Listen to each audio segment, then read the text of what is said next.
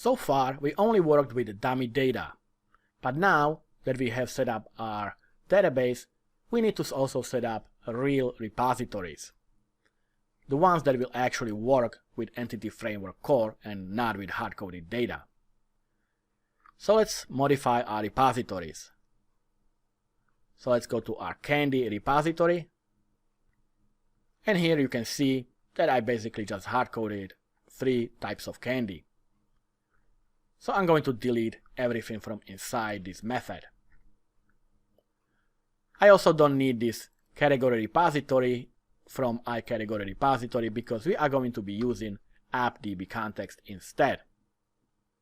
So let's bring in the DB context.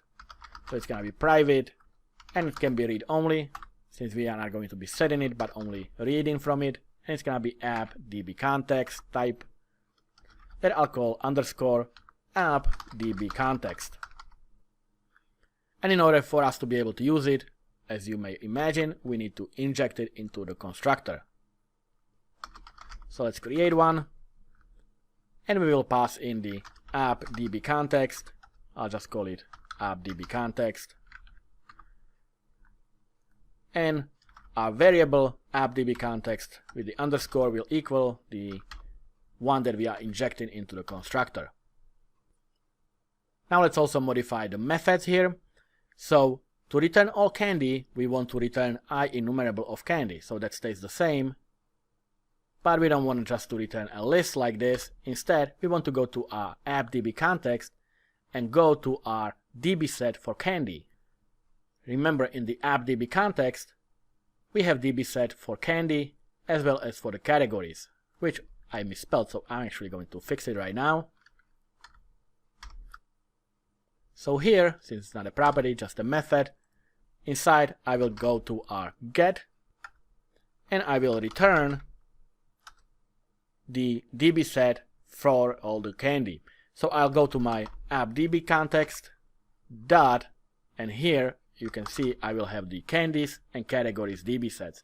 So I want the candies, and that will return all the candy. However, I don't want to just return the candy, I also want to include the category for each of the candy. So after candies, I'll use dot and use the keyword include. And here I have to bring in the namespace, which is the Microsoft Entity Framework Core.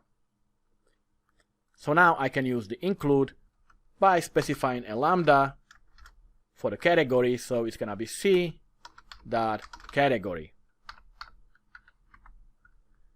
So again, we get into a context to the DB set for the candy, and we will include the property category that is part of the candy model. So now let's code the get candy on sale. So let's modify this. And here we will return basically all the candy as well as all the categories for each of the candy, but only the ones that are on sale. So this is gonna be quite similar. I'm going to copy this get and paste it here. So we go to app.db context to DB set for the candies, include the category, but like I said, we want to filter it down to only the candy that's on sale. So we'll use a where keyword and specify another lambda that will simply say that we want to go only into the candy that is the candy on sale. So p dot is on sale. So if this property is set to true for the candy, that's the one that's gonna be picked up and added to the IEnumerable. And at the end, all the ones that have this property set to true will be returned from this get candy on sale. And finally, we can modify get candy by ID.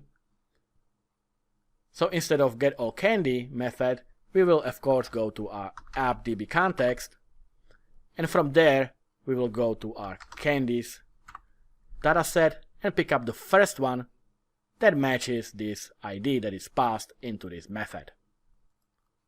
So that's our candy repository that is now ready to be used for the Entity Framework Core. And next, let's do the category repository.